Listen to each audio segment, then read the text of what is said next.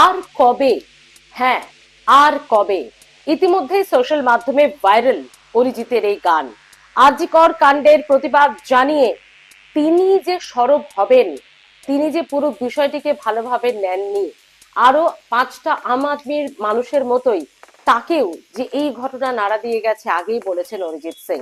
এবার সেই অরিজিৎ সিংকে তার গান গাওয়ার জন্য এই আরজি কর কাণ্ডের প্রতিবাদে যে গান তিনি লিখেছেন এবং গেয়েছেন সেই গানের জন্য কটাক্ষ করতে ছাড়লেন না কুণাল ঘোষ। কেন? শুধু পশ্চিমবঙ্গের ক্ষেত্রেই কেন, দেশেতে এমন আরো অনেক ঘটনা ঘটেছে। কই, তার বেলায় তো কোনো গান বাঁধা হয়নি? মহারাষ্ট্রের বদলাপুর থেকে শুরু করে দেশে আরো এরকম অনেক ঘটনা ঘটেছে। সাক্ষী মালিক থেকে শুরু করে বিভিন্ন প্রসঙ্গ তুলে ধরেছেন তিনি, দিয়ে প্রশ্ন করেছেন অরিজিৎ সিংকে। গায়ক অরিজিৎ সিংকে প্রশ্ন করলেন কে? তৃণমূল নেতা কুণাল ঘোষ। কি বলছেন শুনুন। অরিজিৎ সিং একটা অসাধারণ গায়ক। অরিজিৎ সিং এর গান পাগল করে দেওয়ার মতো, আমি তার অন্ধ ভক্ত। আর ছেলেটি অত্যন্ত ভালো ছেলে। এবং এখন এই আরজি কর কেসের পর তিলোত্তমা এইসব ইস্যু, যে গানটি লিখেছে আর কবে, এত সুন্দর গেয়েছে, আমি এটা সমর্থন করি এবং এই গানের আমি পক্ষে। আমার একটাই বক্তব্য শুধু, যে বাংলায় একটা ঘটনা ঘটলে আর কবে বলে গান হয়, কিন্তু অরিজিৎরা তো জাতীয় স্তরের, আন্তর্জাতিক।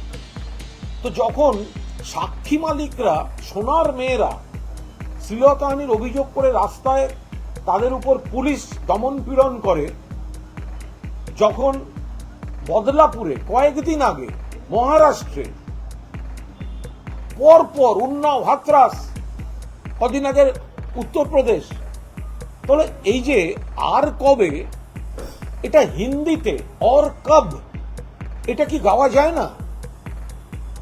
নাকি হিন্দিতে গাইলে তাদের যে মূল অডিয়েন্সটা, মূল মার্কেটটা, ওই জায়গাটা ডিস্টার্বড হবে, ওইখানটা প্রতিবাদ না হলেই ভালো। বিবেকটা শুধু বাংলার জন্য। মহারাষ্ট্রে প্রতিবাদ করা যাবে না, উত্তরপ্রদেশ হলে প্রতিবাদ করা যাবে না, সাক্ষী মালিকদের উপর দমন পীড়ন হলে, ন্যায় বিচার না হলে আর কব বলা যাবে না, আর কবে বলা যাবে না। আমার একটাই অনুরোধ, এই আর কবে এই গানটা প্রচন্ড ভালো হয়েছে এবং সমর্থন করি। এটা জাতীয় স্তরে যে নারী নির্যাতন হচ্ছে, উনি যদি একটা হিন্দিতে অর কব, এটা যদি একটা হিন্দি সংস্করণ আনেন, আমার মনে হয় তাহলে সারা দেশের যে নারী নির্যাতন হচ্ছে সেখানেও একটা প্রতিবাদের আওয়াজ রাখা যাবে। শুনলেন আপনারা? ছেলেটা ভালো, গানও অসাধারণ গায়, খুব ভালো গায়ক। কিন্তু দেশে এরকম আরো অনেক ঘটনা ঘটেছে। শুধু পশ্চিমবঙ্গের জন্য, এই বাংলার জন্যই কেন আর কবে, দেশের জন্য নয় কেন? এই প্রশ্ন কুণাল ঘোষের অরিজিৎ সিংকে কটাক্ষ করে। বন্ধুরা, আপনারা কিভাবে দেখছেন অবশ্যই জানাবেন। কুণাল ঘোষের এই প্রশ্ন অরিজিৎ সিংকে করা, এই বিষয়টিকে আপনারা কিভাবে দেখছেন? দেখুন, একজন কবিতা লিখছেন, একজন কবি তার ভাষায়, একজন গায়ক, একজন যিনি সাহিত্যিক, একজন যিনি তার তার মতো করে, তাদের মতো করে তাদের লেখায় তারা প্রতিবাদ জানাতেই পারেন। কারণ লেখনী তো প্রতিবাদের ভাষা তাদের কাছে। তাদের লেখা, তাদের কথা, তাদের কবিতা, গান, উপন্যাস, এগুলোই তো তাদের প্রতিবাদের ভাষা, তারা লিখতে পারে।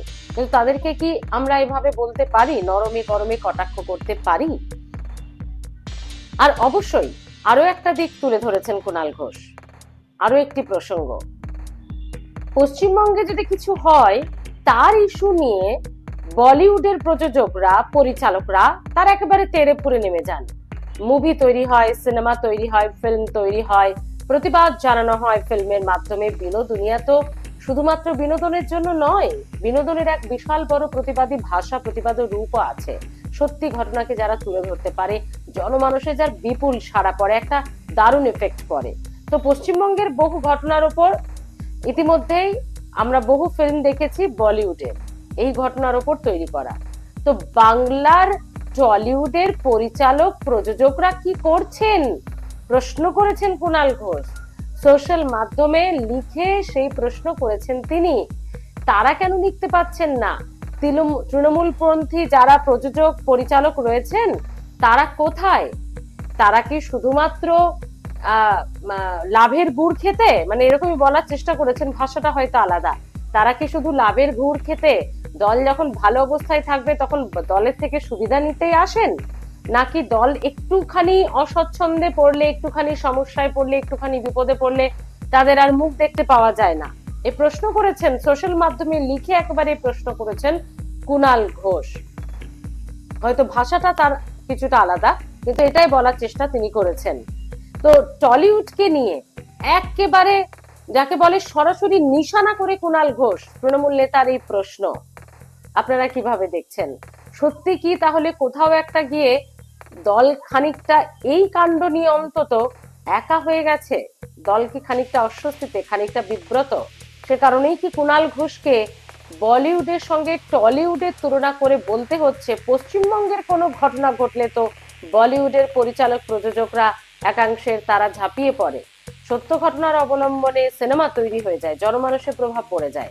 তো বলিউডের দেশের যে সমস্ত ঘটনাগুলো সেগুলো নিয়ে টলিউডের প্রযোজক পরিচালকরা কবে কথা বলবেন? আর এই হচ্ছে কুণাল ঘোষের প্রশ্ন। যে সিনেমাটা আজকে রিলিজ করলো মানুষ প্রত্যাখ্যান করবেন সে আলাদা কথা, তাতে বাংলাকে ভয়ঙ্করভাবে কুৎসিতভাবে দেখানো হয়েছে। তাহলে টলিগঞ্জে তাহলে এনারা আমাদের যারা বিশিষ্ট প্রযোজক পরিচালক, নামী অভিনেতা, কেউ কেউ দলের সাংসদ বিধায়ক, মানে এসব বড় বড় ব্যাপার যারা রয়েছেন, তারা টালিগঞ্জ ইন্ডাস্ট্রি থেকে প্রতিবাদ কেন হবে না? প্রতিবাদ দুরকম হবে। একটা হচ্ছে ছবির প্রতিবাদ হবে, টুইট করে হবে, স্টেটমেন্ট দিয়ে হবে, প্রতীকী ধর্ণা দিয়ে হবে। আর দ্বিতীয় হচ্ছে পাল্টা ন্যারেটিভের ছবি তৈরি করা যেতে পারে। মমতা বন্দ্যোপাধ্যায়ের বায়োপিক হতে পারে। তো একদিকে অরিজিৎ সিংকে নরমে গরমে নিশানা, ছেলেটা ভালো, ভালো গায়ক, অসাধারণ গায়, কিন্তু শুধু পশ্চিমবঙ্গই কেন নিশানা? দেশের ঘটনা নিয়ে গান নয় কেন? একদিকে অরিজিৎ সিং এর মতো একজন গায়ককে কুণাল ঘোষের প্রশ্ন, অন্যদিকে রাজ্যেরই পরিচালক প্রযোজকদের সরাসরি নিশানা করে প্রশ্ন, আপনারা কি করছেন? বলিউড তো করে দেখাচ্ছে, আপনারা কি করছেন? কুণাল ঘোষের এই প্রশ্নগুলোকে কিভাবে দেখছেন বন্ধুরা? আপনারা অবশ্যই জানাবেন, আপনাদের কমেন্টের আশায় থাকলাম। ভিডিওটি ভালো লাগলে লাইক ও শেয়ার করুন, আর যারা এখনো সাবস্ক্রাইব করেননি আমার চ্যানেল, আর যদি ভালো লাগে প্লিজ একটু সাবস্ক্রাইব করবেন, তাহলে ভালো লাগতো। কথোপকথন আগামী দিনেও বিভিন্ন ভিডিওর মাধ্যমে আমাদের হতে পারতো। তাহলে ভালো থাকবেন বন্ধুরা, আর অবশ্যই কমেন্ট করতে ভুলবেন না।